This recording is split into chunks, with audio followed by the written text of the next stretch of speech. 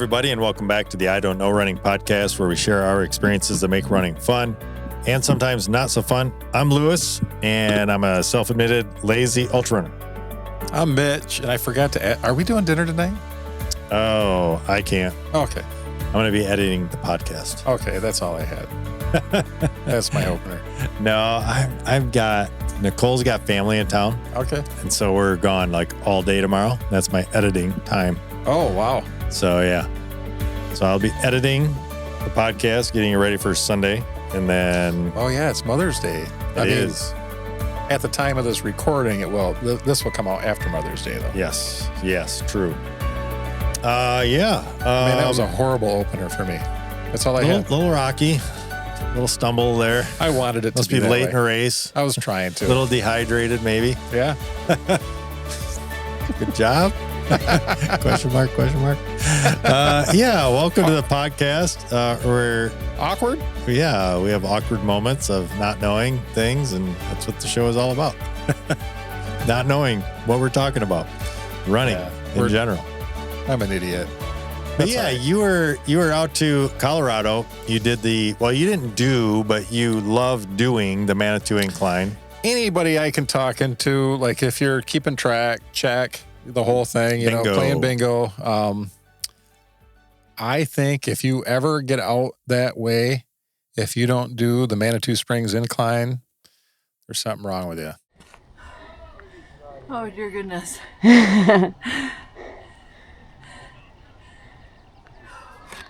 Almost done with the steep part. It's very difficult, for sure. Yeah. It's very challenging. And why wouldn't we want to challenge ourselves?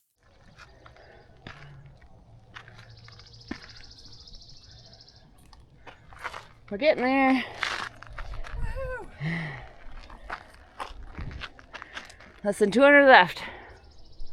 Yeah, I mean, it's not, anybody can do it. It's not even that far. No, it's only a mile. Not even a mile. Not less even than a mile. You still got to go all the way out. Bart. Oh, yeah. Go team, go team. No idea.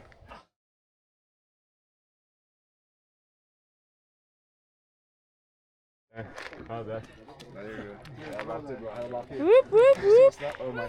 I didn't. I saw it. You made it up here, though. Go look at it. Nice job. Sorry. Man. But plan on taking at least an hour. Oh, yeah. 2 to 3 for the average. Well, round trip, right? No, they say the average person. No, but not people that run. The average person takes 1 to 3 hours. To get up. Wow. That's to get up. We are talking about the Manitou Incline where is it actually at? It's actually in Manitou Springs, which is connected to, as part of Colorado Springs. But Manitou Springs is right at the base of Pikes Peak. Oh. So it's right at the trail. I didn't know that. Yeah. So super cool little town. But this does not have anything to do with Pikes Peak. It's a completely different incline. It's a different incline. I don't know. It's part of the Colorado, the Rocky Mountain Range. But I don't think it's part of Pikes Peak. But the Bar Trail touches that goes up to Pikes Peak, to the summit of Pikes Peak. Oh, and so it must be close. Trail is part of both of them. It's basically part of both. Like if you're in Colorado Springs and you look, you can see that big scar in the side of the hill. Like you can't miss it. Yeah, if you are listening to this, and we'll actually put some pictures up and actually a little bit of video that Mitch took while he was out there this most recent time. I didn't take it because I couldn't do it. But yeah. Your wife and Laura did. They took turns carrying that camera up. Making it down. Are you really? I'm sure they appreciated that. Because nobody wants to, be hands-free going up that or anything like that. Well, it's only stairs. But looking down, the pictures that I see, that is sketchy. Oh, yeah, it is. I mean, there's so many videos out there and stuff. Like our friend Craig that we met in Javelina. Yeah. He's got a few different videos where he's going up it, and it shows some pretty good footage of what it actually is. Yeah, it is basically a steep staircase. Yeah. Let's get into, so we're just going to kind of talk about that a little bit because it is a how would you say? I mean, it's an endurance type thing, even though it is only a mile, right? Or less than a mile. If you're into FKTs or fastest known times, this is one of them. This is a big deal in the running world. So we're just gonna spend a little time on it. Yeah. So if you talk, like we've talked about rim to rim to rim before, and maybe we could get into detail on that at some point. But this is another one that is a big deal.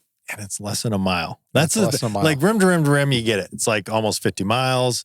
Whatever. All these other FKTs that are like across an island or, or like the one in the UP that's like from the Lake Michigan to the Lake Superior side, like distance. Yeah. This one is 0.88 miles.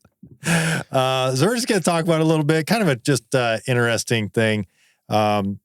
Built in 1907, started and it did not start as it didn't start out as its life now. Right.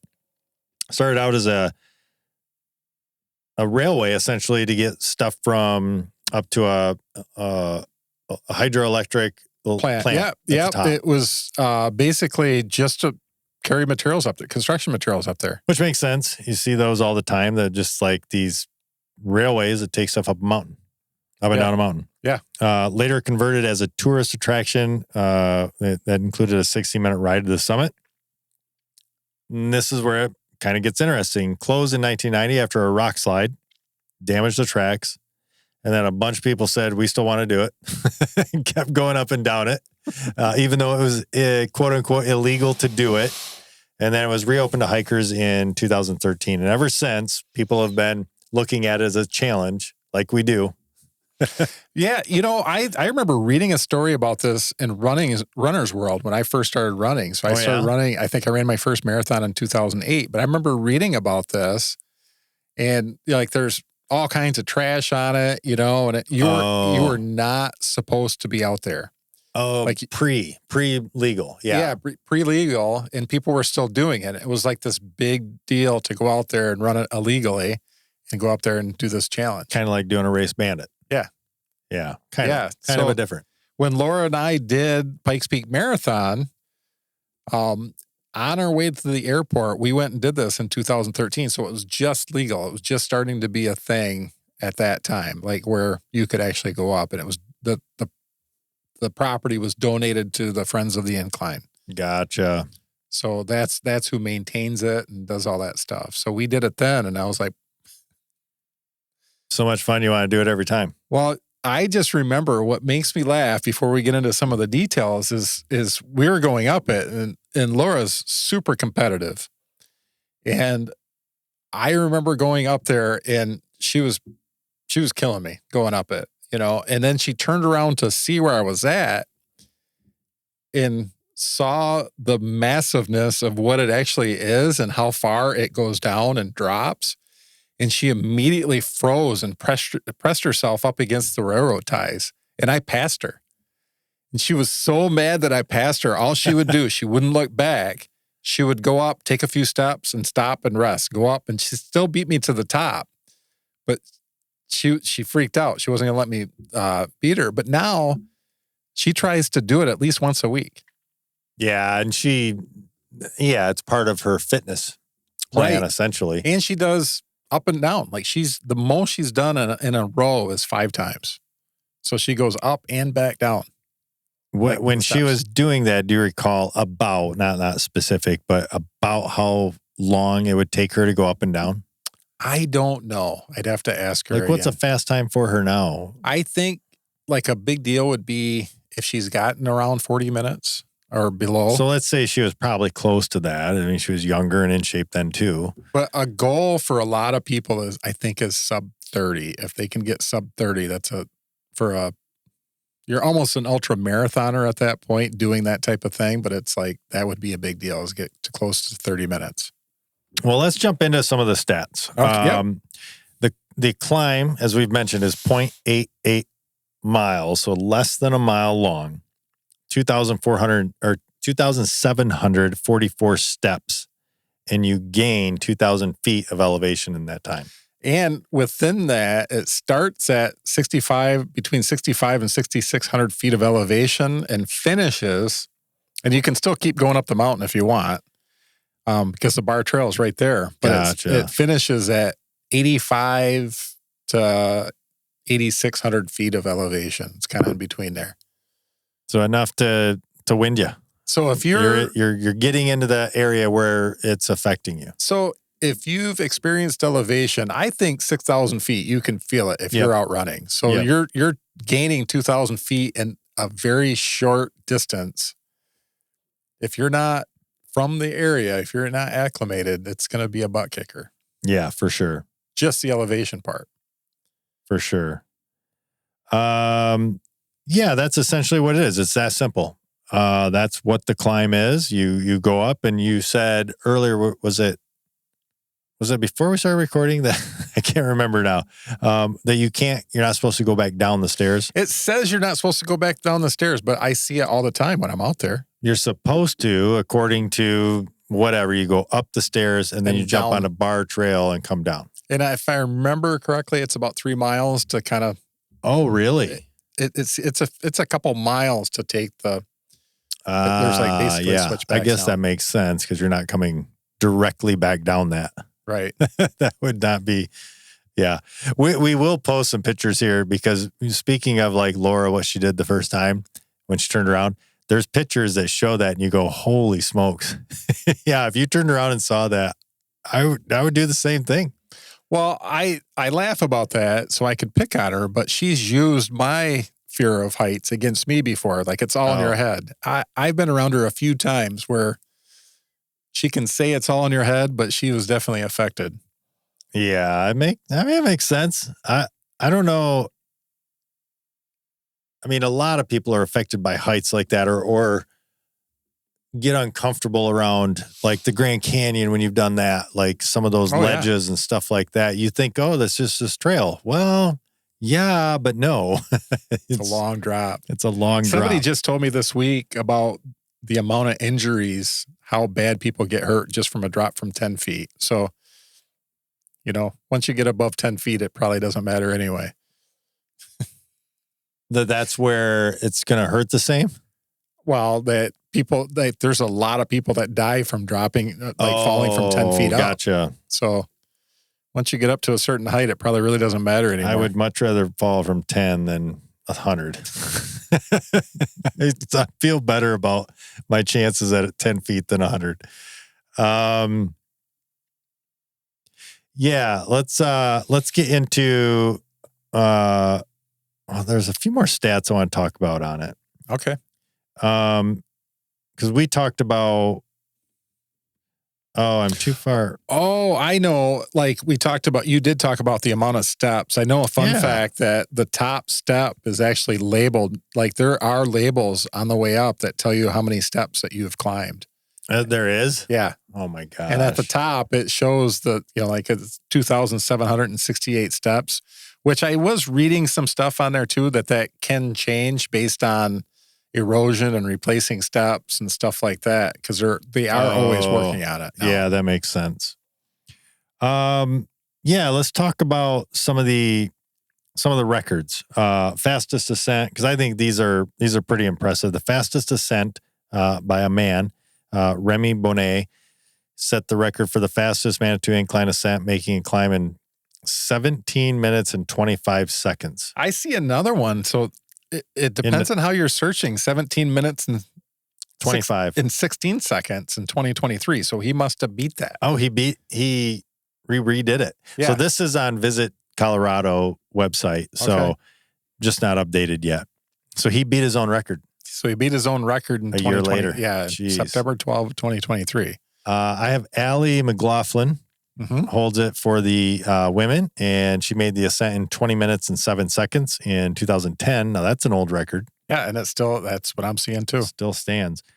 First to climb the incline more than 500 times in 1 year, Greg Cummings, who also owns the climbed most often in a year. We talked about this. You said somebody tried to steal that record? Yeah, they were faking it out. Like Laura told me about that. They busted him because he was taking the same Strava data and putting a different time and day on it. And then somebody actually lined them up and could see that it was the same data. It was somebody just manipulated it. Ugh. So I don't know why people feel like Cheaters. they need to cheat, but that's ridiculous. This is interesting. So Greg Cummings was the first person to climb the Manitou Springs Incline more than 500 times in 1 year. He did that, or he did it 601 times. And you would think that was the same year that he broke the record, or he set the record. Well, it's not. He did that in 2011. In 2020 is when he did the record for the most times in a year. This is interesting. He did the ascent 1,825 times in a 365-day period. That is it. During that challenge, it says that Cummings gained a total of 3.6 million vertical feet. That's just crazy. 3.6 million vertical feet is what he climbed in that year. He had to have led, talk about Chipotle challenges or something like that. Could you imagine the dread every time you got to the bottom of that thing? Man, I can't imagine. What's the math on that even? So he did it. Well, how many miles? He did it nearly 6 times. He did it almost 5 times a day. That's an average of almost 5 times a day. 1825 divided by 365. Well, yeah, it's 5. He did it. That's the exact math. 5 times a day. So Laura was doing it 5 times. No, she did it once 5 times. Well, that's a record. If she's done that more than once, I don't know. I think that, But imagine that's what you do. Well, they do that as part of their run. So her and Craig went out and they did a run the day that we got there. And she said they did, I don't know, she did 20 miles and part of it was going up the incline. So think about that. He's running essentially 10 miles minimum a day. Well, no, he's going right back down. Oh, so they are going down the stairs. So he's doing just a slacker. It's 8 miles. Well, it might be 8 to 10 miles. It's in there somewhere. Oh my gosh. 4 point, something miles. Think about that as your streak. Whew. Oh my gosh. If you're into run streaking.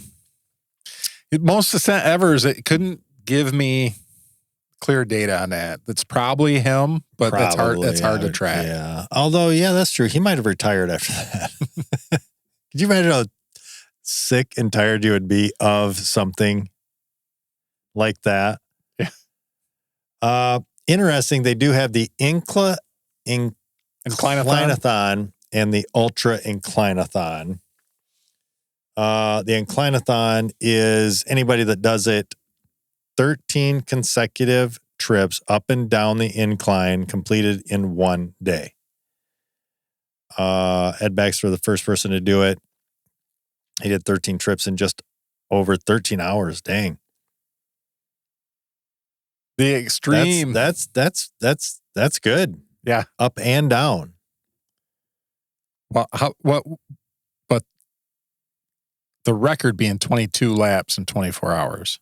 Well, that's the ultra. Right. So it says the current record for the Inclinathon is Wade Gardner, who broke the speed record at 10 hours and 34 minutes.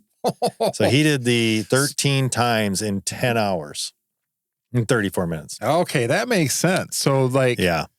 Okay, that makes more sense now when I read that. And the female record is Andrea Sansone, who completed the 13 trips in just under 16 hours.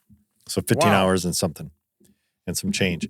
The Ultra Inclinathon is the one that, you mentioned, Brandon Stepanowicz, who completed 22 laps of the incline in 24 hours. in just 2014. That is nuts. And the female record holder is Andrea. Oh, that same one, Andrea Sansone. She did. Oh, so she completed same day. So she set the record for the incline-a-thon speed, which is 13 trips in just under 16 hours. And then she continued to do 3 more laps to set the record for the women at 19 laps. Pretty cool records. Yeah, so it does say here are some tips, and Mitch, definitely weigh in on this because I think you have some experience with newbies going up that. We've been there, we've showed up, and we've seen, like I've done it a few times over the years, and I don't think it's uncommon to have an ambulance at the bottom. They do say I did somebody read, up. Well, I did read it said it can take as long as 4 to 6 hours for emergency people to get to you. Yeah. That's insane. And there's no water on there. I wish, it'd be cool if they piped up water, but, definitely if you're going to go do it, carry a couple bottles of water with you. And you would think, how many people don't do that? Ronnie almost knocked over a camera. Because think about it, it's less than a mile. Yeah. Like, I ain't taking a water for a mile. Yeah. So carry a lot more water than you think you need because, Which is 0, what you think. It's at elevation, so you should be drinking more anyway, and you're doing a hard workout.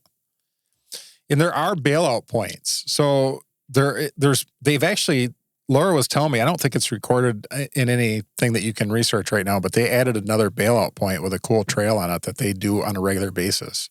So there is a bailout point about 3/4 up. And another thing too, there is a false summit that. Love those. Like you actually, and it gets steeper. Like you actually think you're looking at the top and then you hit that part and it's like, you got a ways to go yet. Oh my goodness. Did we talk about the average grade being 45% and it peaks at 68%? Yeah. Oh, I think we did because that's when Laura. No? I don't think we talked about that. Yeah. 45% average grade peaking at 68% in some sections. That is steep. Well, at 68%, if you're not super comfortable, you might use your hands like on the ties as you're going up at that point. But I mean, a lot of people don't. We've been out there and we saw a whole football team going up, carrying a football, taking turns carrying a football. It's crazy. Gosh. So they go out there with high school football teams and they do that as their workout. So that is, I was just trying to do the math in my head, which is never good, mid-run or mid-podcast, right. At what 68% would be, because 45% would be a 6-12 pitch. So 6 up, 12. No. It'd be 12-12. That's 12-12.